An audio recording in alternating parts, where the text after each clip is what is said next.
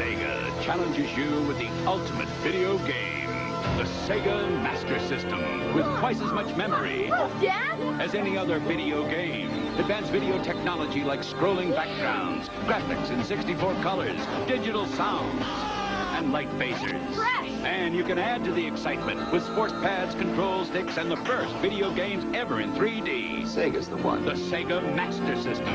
The challenge will always be there.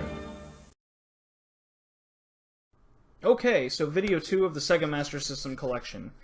I really enjoyed recording this one, basically because these are the more obscure titles that you might not think of. I tried to mix up the collection a bit between, because a lot of them are arcade ports, which you might see in the next video or two, but the Sega Master System was a very interesting gaming console, being that it was more powerful than the Nintendo, but because Nintendo's stranglehold on third-party game developers, Sega pretty much had to make these games themselves, and man, some of these puzzle platformers and platforming games and arcade ports were just done so well. So I hope you guys enjoy this next video, and here we go.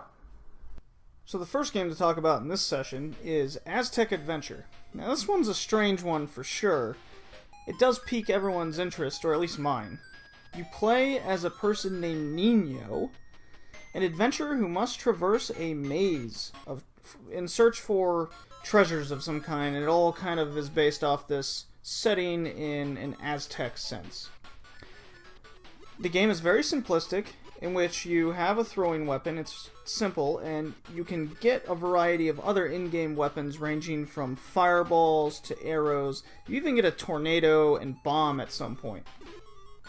Each weapon does a different thing in order to destroy other parts of the level so you can access other parts of that map. Now, there are 3 other characters besides your main enemies that are out to ruin your good time in trying to search for this treasure. What you gotta do is you can hire these people with gold collected in the game, and the higher level companion or person, the more gold it takes to hire them. And these are very useful in your campaign to find the eventual main treasure. Some good notes to say about this game is the instant transition between maps, just like it does in The Legend of Zelda on the Nintendo. Now what isn't good, and is kind of irritating, is the fact that your throwing weapon or sword has little to no range, which really increases the difficulty quite a bit. It isn't a game breaker, but it does make the game that much harder. I do like Aztec Adventure. It's a fun game, and it's fairly cheap, so I say why not give it a try. So this next game is one that has been ported to basically everything, but it was developed and published by Sega. It's called Columns. Now, it's definitely coming off the success Tetris had in the late 80s, and it's very much the same. It's a matching puzzle game in which you get everything in sets of 3. It's in a rectangular block. You can go one-on-one against a friend, but it's not what you think. However, the objective is to get 3 different symbols, in this case, different colored jewels, to match up and line up, and they appear one at a time, and they fall. You can increase the falling speed, and that'll increase your score. You can move it left and right, you can cycle positions, and once 3 or more of the same symbols are connected in a horizontal or vertical, in this case, you can also do diagonal, and it'll cause them to settle under gravity, similar to kind of a Puyo Puyo game. It's a simplistic puzzle game, but it definitely gets you to see a sort of challenge, gets you to think differently than your typical Tetris, and there's also a double mode which allows 2 players to work together in the same well, sort of a time trial, so it's really cool. It is definitely a game worth checking out if you're into puzzle games. So if you're really into puzzle games, here's one that you just have to have, or at least try. It's called Penguin Land. It's a puzzle platformer in which you have to guide the penguin's egg in and around polar bears, rocks, and other hazards to the end of the stage. Now what's crazy is there are 50 stages in this game, plus a level editor, which can save up to 15 other levels on a backup battery on the cart. Crazy to think about at the time, because there just weren't that many games that you were able to save. Now, what makes this game especially hard is the fact that you have to think ahead on where you're going to put the egg and which direction across the levels you're going to take. It takes a little while to get used to, since you can't step on the egg without it breaking, and the egg can't fall more than 3 blocks downward, otherwise it will also break. It gets pretty frustrating when you don't know what to do at first, and there's different mechanics you have to get, such as ice blocks that'll melt, cracked ice that'll melt once the egg's on them, and rocks which can be pushed down and dropped on enemies, but it will also crack the egg. Even if you get stuck, a bird will come down and drop something on the egg to break it, so you don't have to restart the game. It is one of the most interesting games I've played on the Master System, and I highly recommend it. So a game that is very prominent on the Master System, it's called Zilean, developed and published by Sega, much like most things in this era, because Nintendo had a hold on developers. But this is a space adventure platform game that's been compared to Nintendo's Metroid series. I sort of see where they're coming from, but let's get into it. Zilean prominently features Opa Opa, who we saw in a previous video from the Fantasy Zone games. But this game's got an incredibly in-depth story. Of course, it's all through text, or in this case, a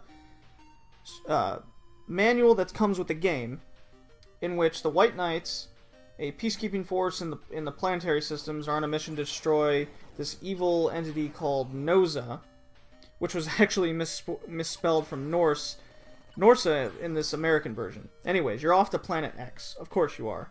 The main character's name is from an anime, which was very similar. The anime is called Zilean. Mothership lands on the surface, and JJ here must make his way through this labyrinth of enemies, and you have to avoid hazards, avoid getting detected, and your objective is to ultimately destroy the base. Now, throughout this base are capsules containing key codes and power-ups. Power-ups upgrade your weapon and whatnot, but the key codes is where the game shines. It's very different than what you normally see. You use these key codes to unlock computers, to unlock other areas by putting in the correct 4-digit code, and they all do something different. The main character also has a gun similar to the light phaser, which is the light gun for the Master System. So a lot of nuances in the game which are very, very interesting. Now, the game does take a bit to get used to. I highly recommend using a pad and paper so you don't have to constantly look up all the key phrases and words to access areas, but you do get used to it. You come up with different names for the passphrases and keywords, so it all becomes a good joke in the end. The game is quite interesting, and I do recommend playing the game throughout its entirety. It's a lot of fun. So here's one of the most frustrating games on the Master System, and it's really a big fat joke. In Japan, it was released as Anmitsu Hime, which is based on a manga of the same name. Now, this one was brought over to the West as an Alex Kidd game called Alex Kidd in High Tech World. It has nothing to do with the Alex Kidd series other than the fact that the sprites were changed and a slightly different storyline to somewhat represent Alex Kidd. But for the sake of reviewing, let's say, or going over this Alex Kidd game, Alex Kidd is contacted by one of his friends who tells him a new high-tech arcade game was released, and it's basically Outrun. And you have to solve these incredibly cryptic puzzles to go from one area to another, in which would be too much to go over. When you fail at one section, or you die, such as not putting a ladder in the right place, and you just happen to go through this doorway in which you die, it's things like that that make the game incredibly frustrating. There's even a second stage where you have to talk to like a statue over 100 times in order to access the next area. Who has the time to do all this? I don't know. The game is definitely a big fat joke on Alex Kidd fans like myself, but man, the game does have something to draw you to continue playing and figure these things out. So I guess the puzzle aspect has something to it, I think. Your first objective, as seen here in level 1, is to collect pieces of a map of some kind so you can find your way to the next level. It's very simple, but something along the lines of going to a room at a specific time really takes away from the game until you just play the game over and over again until you figure these things out. I still think it's one of the most frustrating games, but man, it is filled with giant laughs. Will I play it to completion? Probably not without a walkthrough. So that was video 2 of the Sega Master System collection.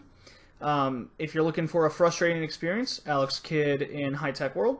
If you're looking for an interesting puzzle experience, Penguin Land all the way. I really enjoy that game. I've only ever beaten about 10 levels out of its 50, so yeah, I mean, that game takes a while, a lot of practice, but that's the Sega Master System for you. Everything takes time, and it's okay. You know, sometimes short is sweet, but the Master System seems to have this plan of extendability in a lot of their games, and that's cool. I hope you guys enjoyed this video, and look forward to the next Sega Master System collection video.